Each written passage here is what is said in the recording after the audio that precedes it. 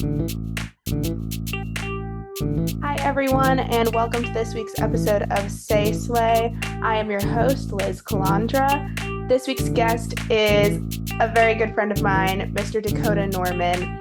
He has known me since my freshman year of college. He is one of the first people I met when I got to school and in the Oklahoma State Theater Department.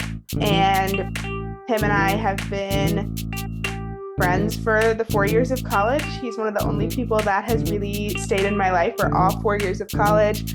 We've done shows together. We worked for a children's theater together. We've done sound together. So we've really done a lot of stuff. Our college experiences were very intertwined, and I'm so excited to have him on the podcast. He's an absolute clown, literally and figuratively, and this is for sure going to be a funny and fun-filled episode. So here we go. Yes, hold on. I'm going to hide myself to greatly impress or extremely impressive, stylish, or successful in your vocabulary. Right, Slay. Hey, no, I'll send you Do stuff. you say slay? So is slay a word you use every day? Oh, hi. Hi. So first question is, how did we meet? And what was like your first impression of me? Do you remember thinking anything when we met? Go. So, I can't think of like a specific thing, a place of meeting, except for acting one is like the first thing that pops in my head. Yeah, me as well. Yeah. And the first day was like, it was pretty bad for me in acting one because I came in late. Do you remember this? This is like one of my all-time scars. I came in 1 minute late because I walked there with a friend. I came in 1 minute late and everyone was circled up.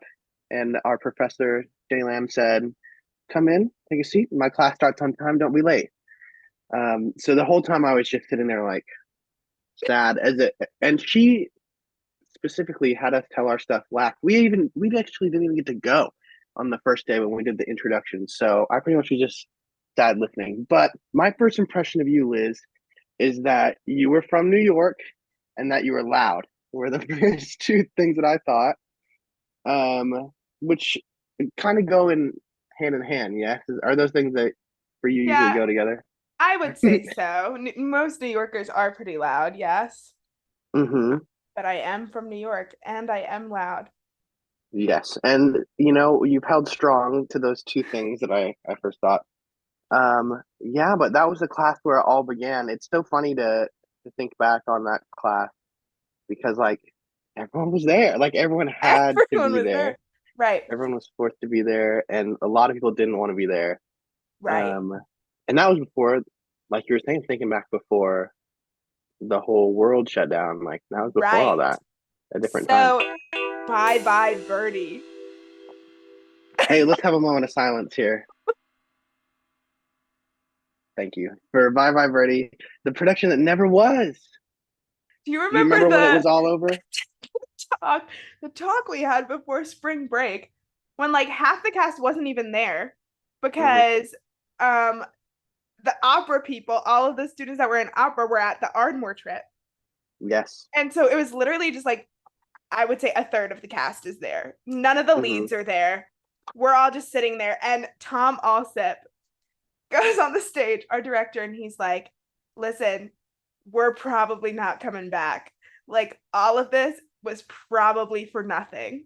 I think he was the first person to tell us that he was not like sure that we were coming back. Like I'm pretty sure everyone was like, we're gonna do the 2 weeks. And then he was the first one to be like, I don't know. Like if we come back, we'll do something, but like I don't know. He was basically for sure like if we come back, this show isn't happening in the capacity that we've been rehearsing it. He was like there's gonna be changes. Right. At least.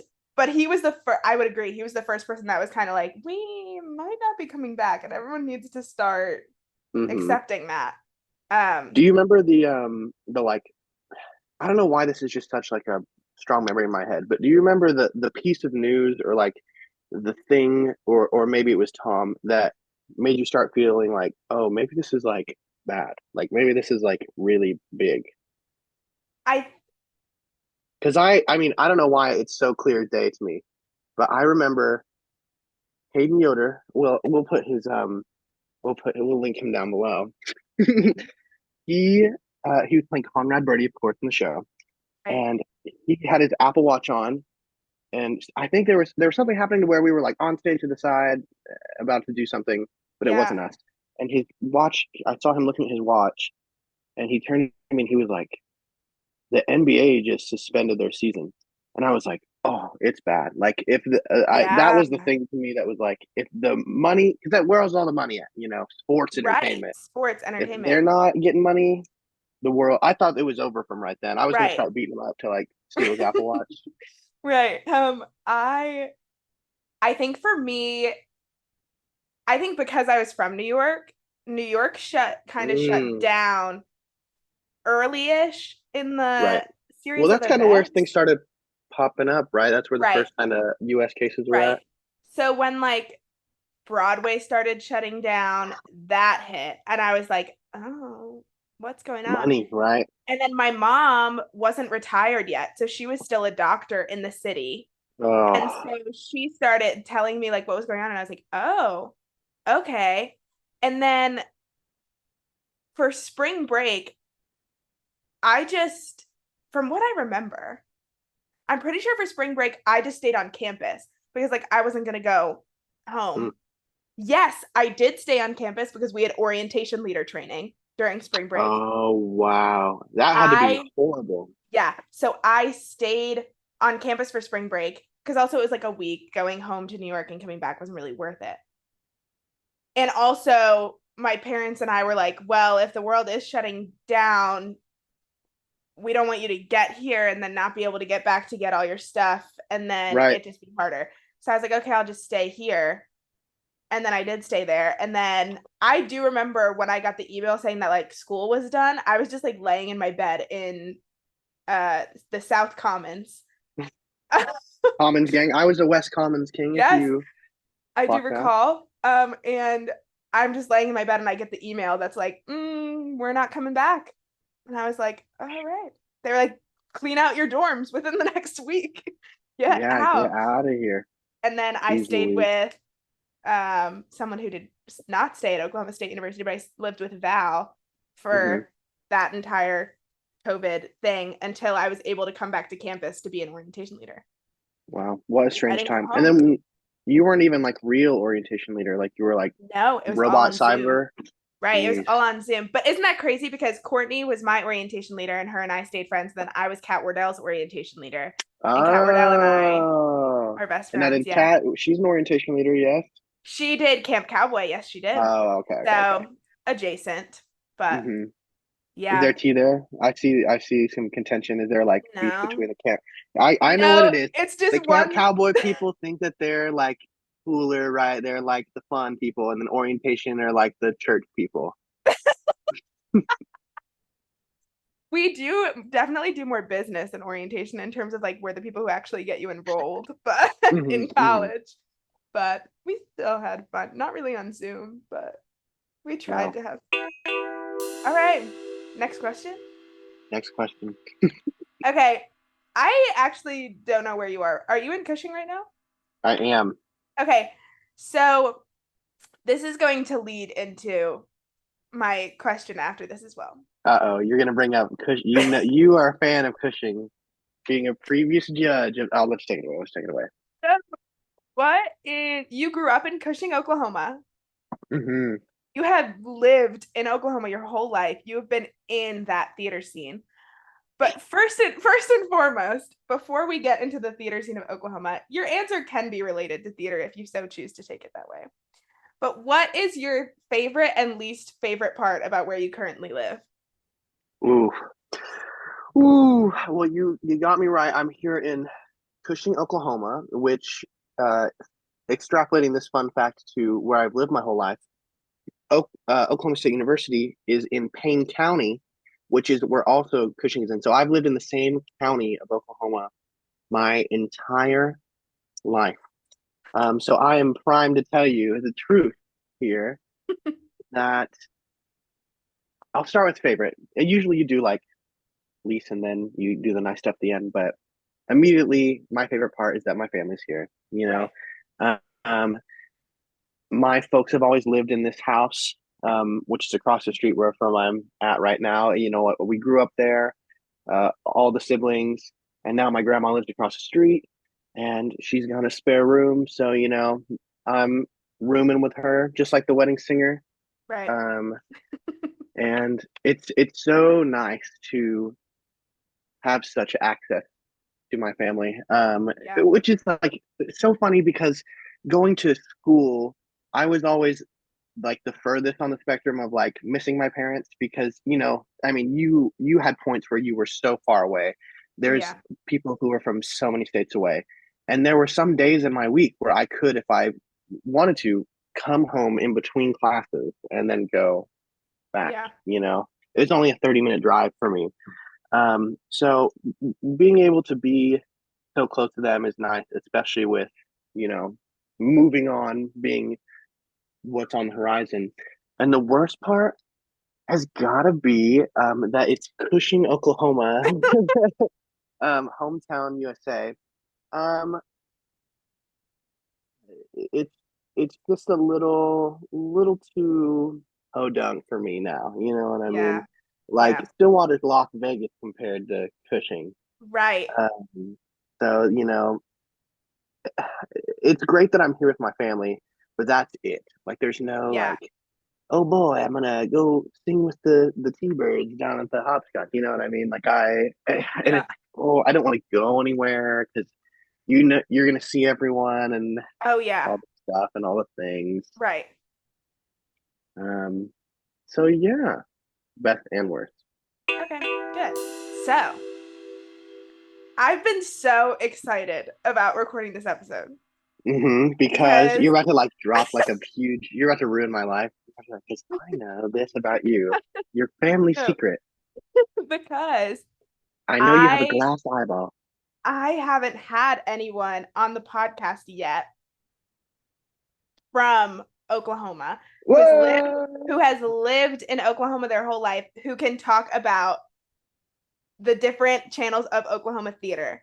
Everyone has been from Texas that has gone to Oklahoma State. Mm-hmm. And so you've done theater I in have done Oklahoma theater before in Oklahoma. for a very long time. Yeah. And I know you started at like Town and Gown, and Mm-hmm. but now you do stuff at Freeland Center. You went to Oklahoma State. So can you just like talk about theater and what's going on in Oklahoma for like people who are like, well, there's no theater going on in Oklahoma. Yeah, for sure. I think where that comes from immediately is in all the bigger places you have like epicenters of theater, right? Right. Even if it's not as big as the Great White Way, like in every major city, there's like a district where there's like art stuff, and there's like a theater or two or three, and or you have your houses that host the tours and all that. Right. Um, and, and in Oklahoma, there's not as much. You every town mostly has their little semblance of community theater, Right. whatever it is. And then maybe if you're lucky at the high school, you'll have some kind of drama department or theater or club or something. Yeah. Um, but as far as like the big hits are, we have uh, the PAC in Tulsa, which hosts like all the national tours and stuff like Yeah. that. And they also are a great house for like all the community theater in Tulsa. They Yes. provide really well for. I mean, there's like so many community theaters in Tulsa. I didn't even know about this till semi recently, but there are just like the list goes on, and they all can Yeah. use that PAC space. And then Oklahoma City, they've got Civic Center where they run all their stuff through.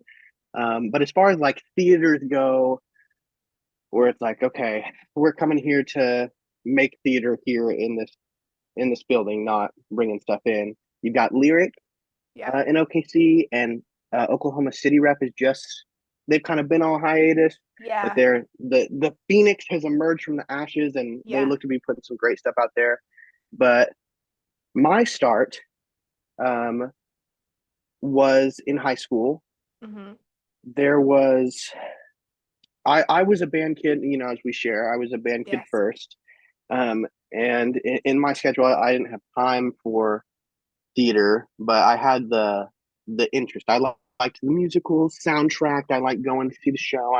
I liked that. I didn't know it was like a passion for me, Yeah. but they were doing a production of Robin Hood, and like none of the kids in the class wanted to do it for some reason. So Yeah. they all like dropped the drama class, and they were like, they opened up the auditions, and I came in and did this little play with them, and from there it was like, oh, the spark was sparked, Right. and a friend actually told me about Town and Gown. I didn't even know it existed. Like Right. Stillwater was, I don't know how to explain this because you are not from Oklahoma, so you lived in the city of all cities, right? Right. In Oklahoma, there's like small towns where everyone's at, and then the biggest city near them is like their big city. So like Right. if we were going somewhere for shopping or for whatever this and that, we're gonna go to Stillwater for that. That was like our bigger city nearby. Okay, that makes sense. Um, Yeah. so going there all my life for all the things I needed to go do up there, I never knew about this theater that we passed actually on our trip there every single time. Yes, you do pass it on the way to. Because it's tucked away back there in the Right. highways, and if you Right. make that left turn, you'll get murdered. Is why you don't know about Right. Right. it. But I ended up going and auditioning for their production of the Addams Family musical.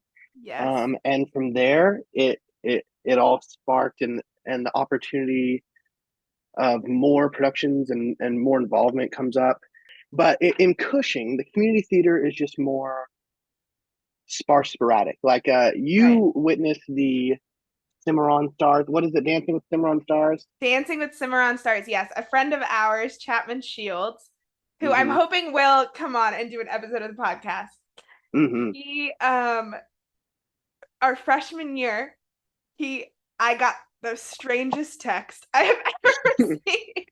And I was just like, It was in Morse code. he was like, what are you doing on Saturday, whatever Saturday it was? He was like, I'm judging a dance competition. Mm-hmm. Will you come with me? And I was like, you're judging a dance competition? I was like a for real dance. And he said, no, it's in Cushing. He said, it's in Cushing. And I was like, okay, like Dakota's from there. I was like, Mm-hmm. Great. You're like, it's just gonna be Dakota dancing. He's gonna do 5 different numbers, and we're gonna rank them in order. And basically, it was the cutest event I've ever seen in my life. But it was like the local stars of Cushing, Mm-hmm.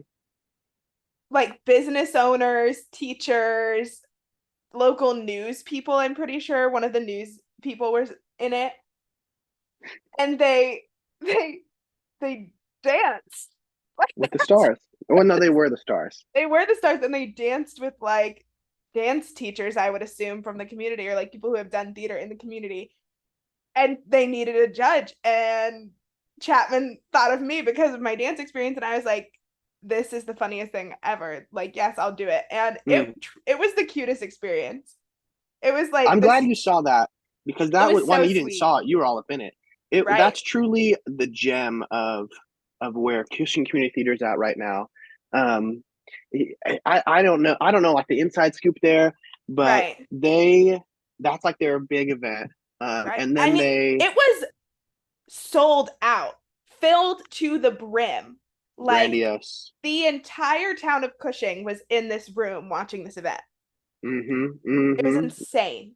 Right. I mean, it's got great appeal, right? All these people that I talking earlier about this is a town where you can't go to the gas station without the person pumping across from you, like being like, "What's up?" You know, like because they Right. know who you are. They know the Right. stuff.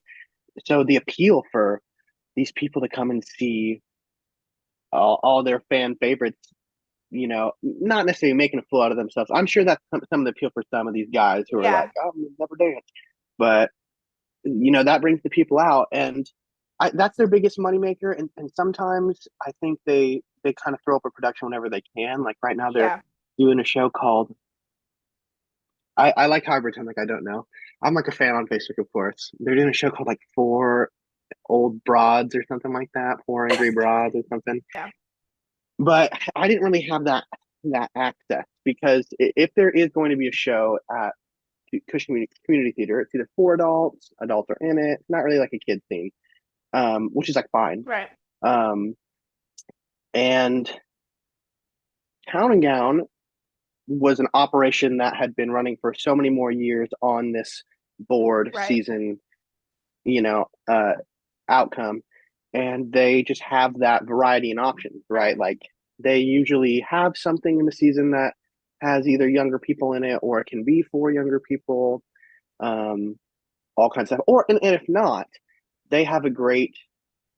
They are a community Oh theater. yeah. They on Facebook they post, hey, we need help with this. This is going up, and the people show up Right. and they help put up the set and they help paint and they help. I mean, like that is what that is there. And can I just say, in Yeah. the town that I'm from on Long Island, outside of Mhm. New York, we don't have community theater. Like Wow. that's not a thing there. Mhm. In terms of like, there's theater summer camps for kids and for high school Right. that you can go and participate in. But there's not like a community theater that is putting up plays and musicals that adults and kids can audition in to do like for fun after their Right. 9 to 5 job. Like that's not something that's happening. So when I came to Oklahoma and I like heard about Town and Gown, I was like, what is this? What is that? I was like, Yeah. you guys aren't getting, like, you don't, do you pay to participate? No. Do you get Right. paid to be in it? No, you just do it for fun. Like it's for the soul, basically. And I was like, Mhm. that's insane. I had never seen anything like that before. And then I found out that it's like a very common thing to have community theaters. But in my mind, I was like, I've never seen anything like this before. What is it? Yeah. So like having that was really my springboard into my fascination, which turned into passion, pursuit, career, right? Right. Because that Adams Family was my summer going into senior year of high school, and like still at the end of towards the end of that year, you're going through the senior. What do I do? Right. And I had still not even been like, I'm gonna do this. This is what I want to do. Um,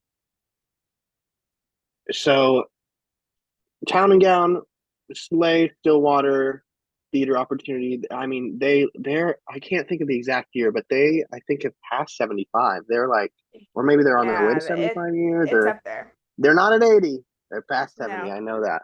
So they've been rocking for years. And then through my experience at OSU and Chapman, the name of the podcast here, uh, he while we were working on The Theory of Relativity, starring Liz and Dakota, um, at Oklahoma State University.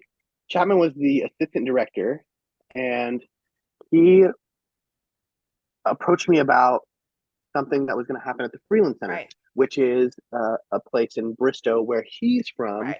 There, the Freeland Center, which was another act of love by the community, because people were passionate about dance and Right. art and performance, and they didn't have it.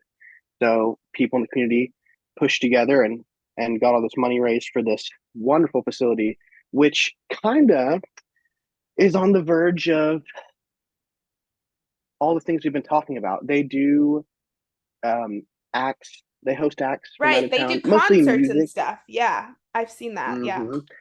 And they do stand Yeah. up, like uh, Preacher Lawson from America's Got Talent. If Yes. you remember, he came and did a Oh. night there, and so they do all kinds of like music and variety acts. And you go into the hall, and it's very music Yeah. based, right? I You're would like, say okay, yeah. the acoustics are swell, yeah. And actually, funny enough, some band competitions I had in high school were hosted Oh, there. So in cool. seventh grade, I'm playing the William Tell March, uh, with my little seventh grade band on that stage. And it's also for their school. It's on the same campus Right. as their high school and middle school, so they get great access out of it over there. But Chapman being a Bristow native and kind of, we call him the golden boy of Bristow, Yes. because anecdote time, he got married on that stage. His wedding was on that Yeah. stage as well. In high school, he followed his passion towards theater, and in collaboration with the school there, they got to put up some stuff. And because of that, he established some trust and Oh cred yeah. with them. Yeah.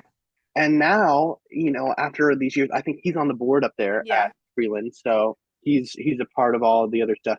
But every couple of years, he brings a musical that is performed at the Freeland. And that's not very standard. They don't have like a season in the sense of No. town and gown. Here's our 5 shows we're doing. No. They have like, we're having the Motown singers come in, and then we're having like Preacher Lawson, and then the Freeland Christmas special, and then maybe once every other year it's like, and this musical. Right. So it started back in 2021 with Mary Poppins. Right. Right after COVID. And right after it was, I mean, we still were dealing with Yes. seating Yes. stuff. We couldn't sell all the seats. Yes. And that's where it all began there with the Freeland. But as far as the Oklahoma theater scene, that is really my reach. Yeah, that was great. That almost made me great. forget to mention a very important theater company that we have both worked on. So I guess I'm going to use this to be my moment to turn it on you. Why don't you tell me about the theater company that I left out on an accident? I didn't leave it out on purpose. That we have both worked together for. I didn't even think about bringing this up, but yes, we both worked for Stillwater. You're like giving me the sign for people who can't see what's happening. Liz is giving me a big X. She's cutting. She's like, "We can't talk about this. Can't talk about this." I'm just kidding. No, Kat talked about it on her episode a little bit because she's going in next week. Is her Pirate camp time? Yeah, and they're doing she's doing Jungle Book. Jungle Book time. Yes. So we both worked for Stillwater Children's Theater. How we started working for Stillwater Children's Theater. Dakota, we have a mutual friend, colleague, alumni of Oklahoma State University Theater Department, fellow Sydney Weiser, who is going to be on an episode of the podcast. We're recording hers soon, yes. And she Gavin's gonna be on one too. Yay! I booked him already. I texted him, he said, "Oh yes, I am there. Let's do it." But so I don't know how you got roped in. I got a text randomly from her, and I didn't okay. Public knowledge. This is public knowledge. Her and I talk about this all the time. You knew her. Like, you did town and gown stuff with her. Yes. I knew her, girl. I knew her. You knew her. I did not. I had never done a show with her. I had never even been in a class with her. Like, even though we were both dance minors, we had never been in the same class before. Oh, fascinating. Like, I kind of knew her from the dance showcase the year before when she was, like, kind of stage managing it. But, like, I never, talked to her really. But she knew me, I guess. Right. And I get this random text from her that's like, "Hey," I don't know who gave her my number, but maybe it was you. But she texts me, she's like, "Hey, it's Sydney Weiser. I'm kind of in a bind. Like, I don't have people who want."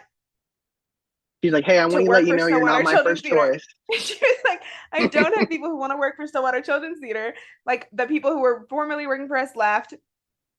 I need new people, and I want people that are, like, going to be good and, like, good with kids and that I can rely on.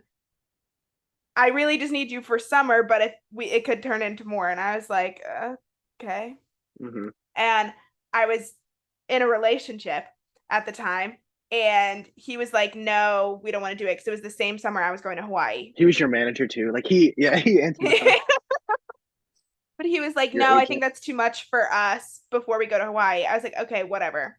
3 days later, he breaks up That with was me. before. That was before Hawaii. Yes, yes. 3 days later, broke up with me. Uh-huh. I text Sydney. I'm like, hey, so like he can't do it, but I'll totally do it. I understand now. It was a co-ask. Right, I understand. I right. understand. It was co-ask. He was because she was like, would he want to do it too? Because he did music, and I did dance. It was like great. I She was see like, what I can you get mean. to it. So he was like, no, I don't think we should do it. Breaks up with me. I text Sydney. I'm like, I would love to do this. Yeah, Turned into a great it ask. But was a yes, that's why hoot. I only did the June camp. I only did Willy Wonka. I I didn't see. do Because you Madagascar had to because I go was in to Hawaii. Hawaii. That makes sense. You know, Right. my origin. I'm not only did I know Sydney and Gavin and Amy and the folks, but Right. I had actually seen a children's Stillwater. But I can never say it. A Stillwater Right. Children's Theater. Flashback to us recording the promo or the announcement for a show. And I can't. It's why is it so hard to say Stillwater Children's Theater? One of my tongue twisters. So I actually got to see a show there. Um, I want to say it was 2019, summer 2019. And they did Junie B. Jones, Top Secret Yes. Personal Beeswax, whatever it was, and Yes. came to support because our friends, were the counselors and the instructors and the directors and all. Right. And I mean, I like was bawling watching the show. Like kids, Right. kids are so sweet and all, but Right. I watched it. It was like so sweet and it was so cute. And it was so good. So I was like a fan. So when I was asked to come teach, Right. I was like, I can't believe I made it into the ranks. Right. And Which is great. when I was asked to teach, I was kind of like, sure. It was like Hmm. very different. I mean, like I had experience teaching kids dance and karate and stuff from when I was in high school. So I've always loved teaching kids. But I was like, I didn't really know that was something I wanted to do, but I wanted a job. And I was like, sure. And if this is something that I could do then through our senior year, which is what we ended up doing, Hmm. I was like, this would be great. It'll be, and then Sydney she said, oh, Dakota's going to be the other person. I said, oh, we're good. I was like, we'll be having so much fun. And honestly, there wasn't a show that we put up and we did, you did 5, I did 4 shows, I think, for them. Jeez. Or no, you did 6. What's And I so thought 5 sounded like a lot. no, I think you did 6 and I did 4 or 5. I can't remember, but whatever. We did a decent amount of shows for them, Hmm. and every single one I cried at some point during the show process. Yes. Like it's just those, and I've been trying to explain to Kat like what to expect, and those kids are just some of the best kids I have ever met in Mm. my life. They just pull on your heartstrings, or like they write you a note, or they bring you a stupid Pokemon card, Hmm. or like they give you a keychain with a cheesy saying on it or whatever. Yes. And it's just like you I think we get me and you and Sydney, I would say we would get caught up in the show process sometimes and be like, No doubt. oh my God, like how are we gonna get this on a stage in a Yes. week? But then something like that happens, or like a kid comes up and asks you for advice, or like a kid comes and like gives you a hug or whatever, and it Hmm. just makes it all okay. Yeah, I think a big part of our pay in the process is to be the people to be stressed out. Like Right. the kids aren't going to be stressed out because they're having No. such a blast. Right. You know, so and also it's the paradox of us like training as theater artists, so we not only are always looking forward at the best stuff, right? Like we're always learning from the best, the great.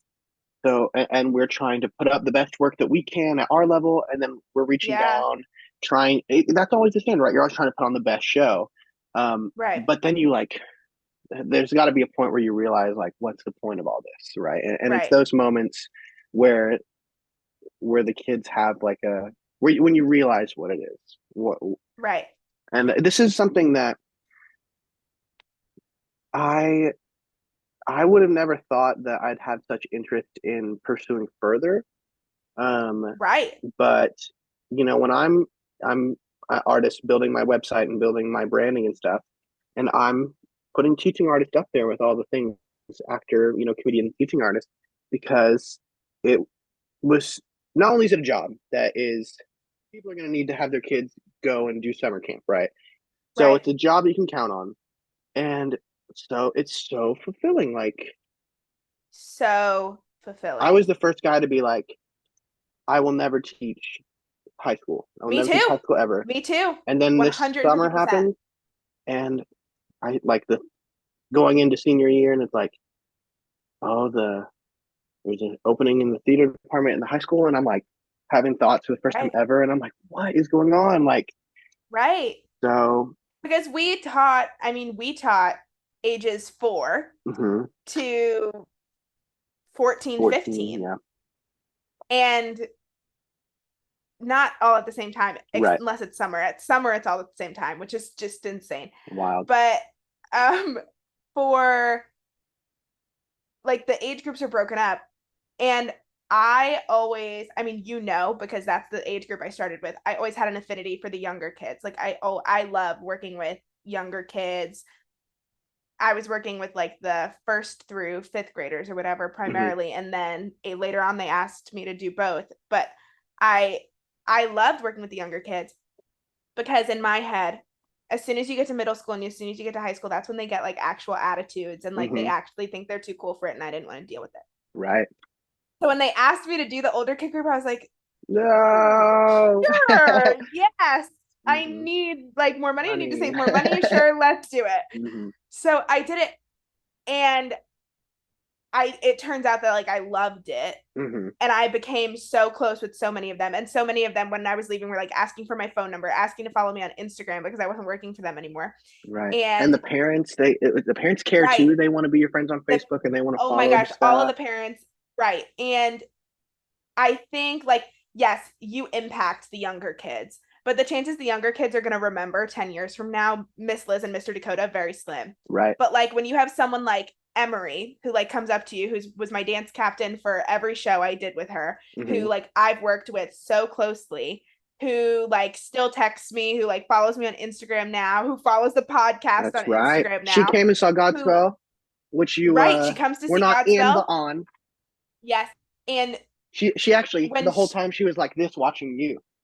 She didn't even watch the stage. One time she's watching you mix the show in the back the whole time. when she it's like when someone like that who is 14, like a pre-adult comes up to you and tells you that they've impacted their life, Mm. like they're going to remember you in 5 years when they're going to apply for college and like they're doing things, and that messed me up. And I Oh, was a sobbing mess at Shrek. yeah. I was an absolute sobbing mess. Like I was so sad. Then you And thought about your keychain. right. And so it's right. Yeah, it's just so sad. And same thing you said in terms of like I would have never applied for the job I'm going to do at a school if it wasn't for working for Stillwater Children's Theater. Mm-hmm. Like there is no way I would have been like, yeah, I'm going to go work at a boarding high school and teach audio engineering and sound design. Like there's no part of me that would have wanted to do that I if I didn't work for Stillwater Children's Theater. mm-hmm. Yeah. And You now I'm know, so excited. it really is fascinating because I don't know. I think there's also something about our um about our field that teaching it is so much a part of it. Like I think Oh yeah. you can get these same kind of feelings like in other, areas of work, but like the industry, baby, like the whole thing of it is like it's the game of people are mentoring me that I'm looking up Right. at and towards, and then there's people always that are coming up, right? So then people below Right. you are going to start knocking at your door and reaching up and seeking advice from you and seeking mentorship from you, um, and that's like the way in. How do you Right. how do you get into the industry? Um, you ask people like how they did it. You ask what's up. Right. And if any one of those kids texted, emailed, Instagram messaged either one of us 4 years from now being like, I'm applying for schools. Can you help me? Yeah, ma'am. We'd be like, yeah, we're here. What do you Mm-hmm. need? And I would do that for any one of them. And Mm-hmm. like, Kat going into camp next week, I'm texting Kat and sending, I'm like, you guys both better FaceTime me. I need to see you Yeah. there. Who's enrolling? I need to know what Mhm. kids are coming back, you know? So they just left such a stamp on us, I feel. And yeah, good times. Yeah. Moving from away from theater, hmm rapid fire. Top 3 TV shows of all time. Your top 3 favorite TV shows. Go. All-time favorite TV shows. It's Always Sunny in Philadelphia. Oh wow, this is so hard to do so fast. Um, oh, Glee Uh, and I should probably do something like dramatic, right? The Good Place. I like The Good Place as well. Those are my 3. Good Place. hmm hmm That's a good one. hmm I love The Good Place. Okay. Well, that was great. Before I ask you the last and title question of the show, I just want to say I don't talk about our friendship. Love ya. I love you too. You've like we've just been in doing your intro before you got on here.